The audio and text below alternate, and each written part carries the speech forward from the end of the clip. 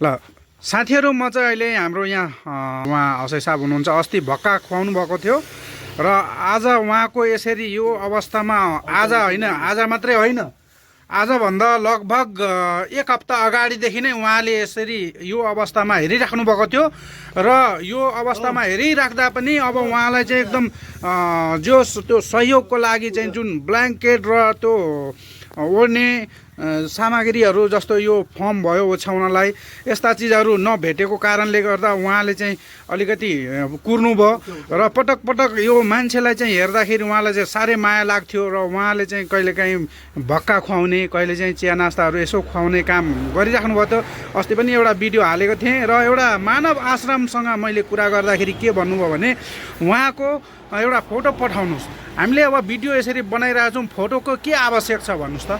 मानव सेवा आश्रमको काम के हो? बुढेसकालको सहारामा कोही नभएको खण्डमा यो अवस्थामा प्रतीक्षाले उहाँ बसिराख्नु भएको छ होइन।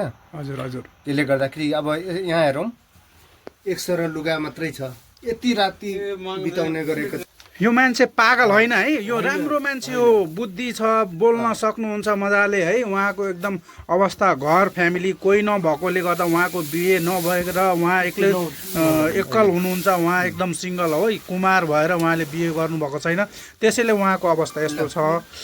र अब हाम्रो हसै साहबले यहाँ फर्म र हाम्रो हसै साहबले आफ्नो तर्फबाट एउटा ब्ल्याङ्केट ल्याउनु भएको छ, उहाँले दिइराख्नु भएको छ र अलिकति खाने सामग्रीहरू।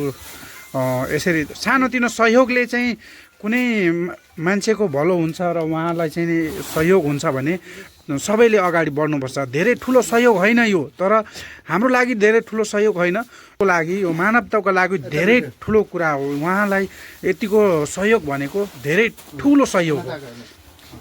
हेर्नु सक्नुहुन्छ यहाँ जस्तो अवस्थामा उहाँ सुतिराख्नु भएको थियो।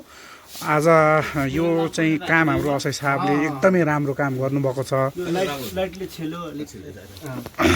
अनि यो चाहिँ अब यो भिडियो बनाउने उद्देश्य के हो भने यस्तो चिजहरू तपाईँको नजरमा हुन्छ, तपाईँहरूले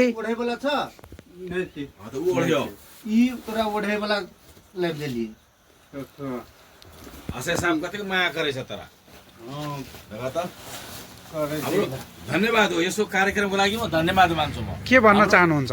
हाम्रो हसै साहब यहाँ धेरै उपकारी मान्छे, हजुर, हरेक चिजमा क्या सबलाई एकदम उपकार गर्ने, चाहे जोसुकै होस्, गरिब मान्छे हो धनी हो, सबलाई राम्रो गर्नुहुन्छ उहाँ चाहिँ।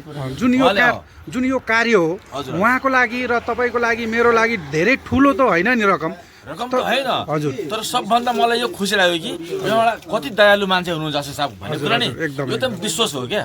मैले माने हसै साहबलाई धेरै माया गर्नुहुन्छ। हजुर हजुर।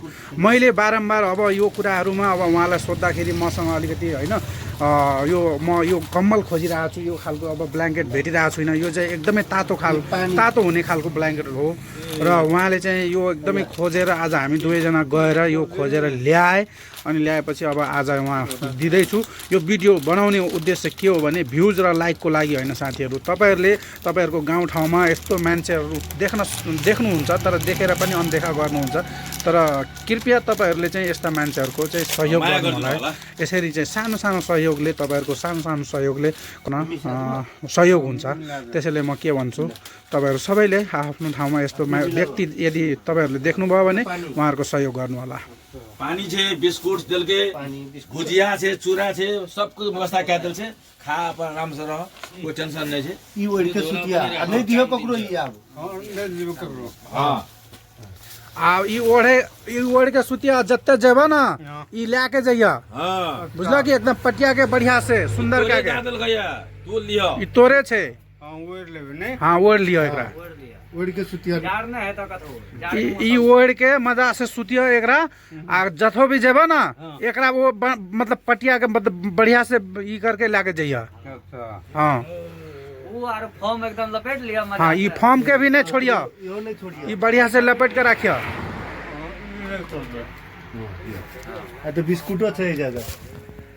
कोई बात ना, तोरा भात आबि जेते भोरे, टेंशन नहीं। हम के के छी यो हाम्रो सुनवर्सी नगरपालिकाको वडा नम्बर 8 बासिन्दा हो उहाँ चाहिँ।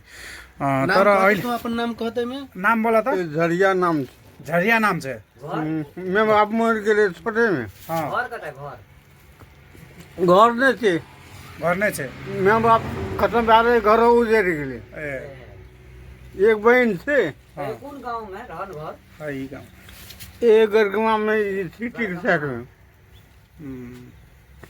अच्छा ठिक छ ल